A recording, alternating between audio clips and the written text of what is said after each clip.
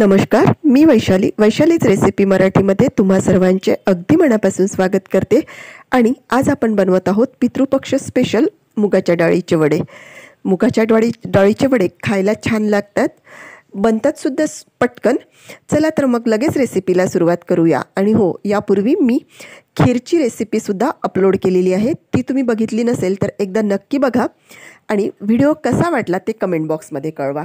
चला तर मग रेसिपीला सुरुवात करूया। तर असे हे वडे बनविण्यासाठी मी इथे डाळी घेतलेल्या आहेत।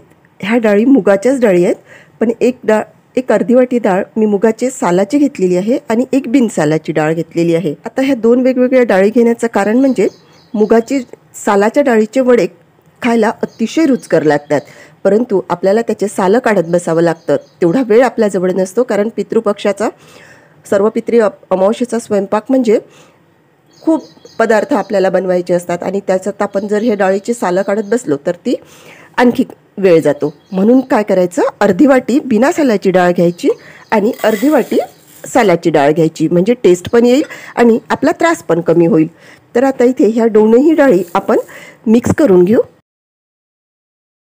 वडे करण्यासाठी डाळ आपल्याला भिजवून घ्यायची असते, तर सुरुवातीला आपण त्यामध्ये पाणी घालून 3 पाण्याने डाळ स्वच्छ धुवून घ्यायची, म्हणजे त्याला जे काही पावडर लावलेलं असेल किंवा धूळ लागलेली असेल तर ती त्या पाण्याने स्वच्छ होऊन जाईल। आता यामध्ये भरपूर सारं पाणी घालून आपल्याला ही डाळ छान भिजवून घ्यायची आहे। 1 तासामध्ये डाळी छान भिजून जातात। आता यावरती मी झाकण ठेवून घेते आणि ही डाळ छान भिजवून घेते।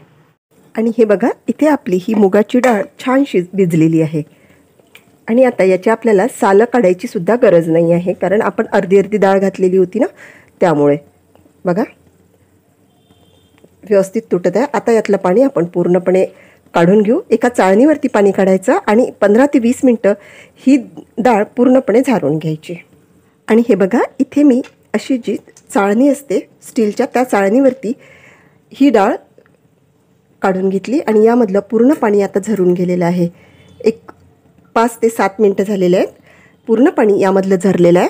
आता ही डाळ आपल्याला मिक्सरमधून वाटून घ्यायचे, तर त्यासाठी आपण इथे मिक्सरचा पॉट घेतला आणि मिक्सरच्या पॉटमध्ये ही डाळ पहिल्यांदा घालून घेऊ। ही डाळ आपल्याला जाडसर वाटून घ्यायची आहे, तर त्या जाडसर वाटायच्या आधी आपण यामध्ये थोडेसे काही मसाले टाकून घेऊ। तर सर्वात अगोदर इथे 4 ते 5 गोडलिंबाचे पानं घालून घेतले, त्यानंतर 2 हिरव्या मिरच्या, 2 ते 3 लसूण पाकळ्या आणि 1 इंच आल्याचा तुकडा घालून घेतला। आता यामधून आपल्याला थोडीशी डाळ बाजूला काढून ठेवायची आहे। या डाळीचा उपयोग आपण पुढे करणार आहोत आणि तो कुठे करायचा ते मी पुढे व्हिडिओत दाखवतेच। इथे आपण 2 ते 3 चमचे भरून डाळ बाजूला काढून घेतलेली आहे आणि थोडीशी जाडसर अशी ही डाळ आपण मिक्सरमधून वाटून घेऊ। आणि हे बघा, इथे आपली ही अशी रवाळ डाळ वाटून झालेली आहे। बघा, बिलकुल बारीक करायची नाही, अशी जाडसर डाळ ठेवायची, अशी डाळ त्यामध्ये असायला पाहिजे। आता ही डाळ एका बाउलमध्ये काढून घेऊ।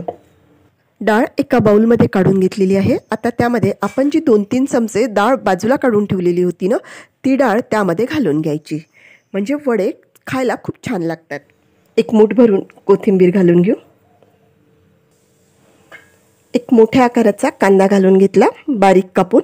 जर तुम्ही पितृमोक्ष अमावस्येला कांदा खात नसाल तर कांदा न घालताच बाकीचे सगळं साहित्य घालायचं आणि वडे बनवायचे।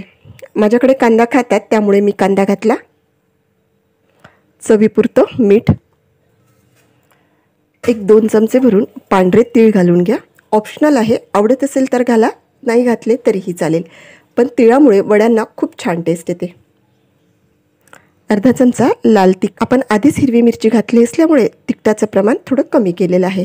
त्यानंतर 1 पाव चमचा भरून हळद, 4 ते 5 बारीक कापून घेतलेले गोडलिंबाचे पानं घालून घेतले। आता हे सगळं आपण हाताच्या साहाय्याने मिक्स करून घेऊ। छान मिक्स करून झालेला।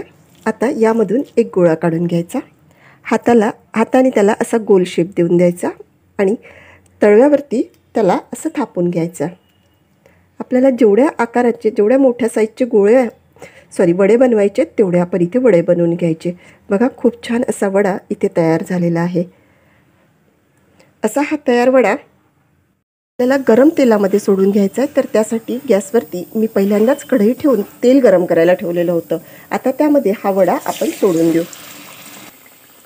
कढईत बसतील तेवढे वडे आपण यामध्ये सोडून घेऊ। आता 1-2 मिनिटं झालेले आहेत आणि आपले वडे हलकेसे लालसर झालेले आहेत आणि मी घालून घेतलेल्या कढईमध्ये 3 वडे बसलेले आहेत। आता हे वडे आपल्याला परतवून घ्यायचे आहेत आणि दोन्ही साइडनी मस्त लालसर रंगावरती येईपर्यंत तळून घ्यायचे आहेत। आणि हे बघा, छान दोन्ही साइडनी आपले हे वडे लालसर झालेले आहेत। आता असे हे लालसर झालेले वडे थोडं तेल झारून आपण काढून घेऊ। बघा, मस्त असे वरून कुरकुरीत आणि आतमधून सॉफ्ट वडे तयार झालेले आहेत। आणि आपण घातलेली जी डाळ आहे ती डाळ बघू शकता तुम्ही, मस्त डाळ, सगळी डाळ या वड्यांमध्ये दिसत आहे। आता अशाच पद्धतीने मी इथे सगळे वडे करून घेते। पहिल्याप्रमाणेच मीडियम तापलेल्या तेलामध्ये आपण हातावरती वडा थापून तेलामध्ये घालून घेतला आणि दोन्ही साइडनी छान लालसर होईल इतके तळून घेतले आणि हे वडेसुद्धा आपण तेल झारून एका प्लेटमध्ये काढून घेतले आणि तुम्ही बघू शकता खूप सुंदर असा वडा इथे तयार झालेला आहे। हे वडे कुठलीही पूर्वतयारी न करता बनविता येतात, त्यामुळे नाश्त्याला सुद्धा अगदी वेळेवर जरी करायचे असेल तरी आपण हे मुगाच्या डाळीचे वडे करू शकतो आणि हेल्दी तर आहेतच। मग तुम्हाला माझा आजचा हा मुगाच्या डाळीचे वडे बनविण्याचा व्हिडिओ कसा वाटला ते मला कमेंट बॉक्समध्ये कळवा। आवडल्यास व्हिडिओला लाईक करा, भरपूर शेअर करा, सबस्क्राईब करा।